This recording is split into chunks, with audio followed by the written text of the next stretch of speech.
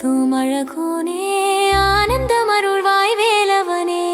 இன்பம் என்றால் இறையவனே, துன்பத்தை தீர்க்கும் குருகுகனே, அன்பரின் உள்ளத்தில் இனியவனே, அழகிய முருகன் சரவணனே. இனியவன் இறைவன் முருகோனே, இதயத்தில் வாழும் குமரோனே, அன்புடன் அழைத்தும் அழகோனே ஆனந்தம் அருள்வாய் வேலவனே. முருகா கந்தா என்றாலே முழுமதி நிலவாய் மகிழ்வோமே, மூவரும் தேவரும் வந்தாலே முருகனை போற்றித் தொழுவாரே. ஆனந்தம் என்னும் அன்பாலே அழகனை பூஜைகள் செய்தோமே, ஆசைகள் யாவும்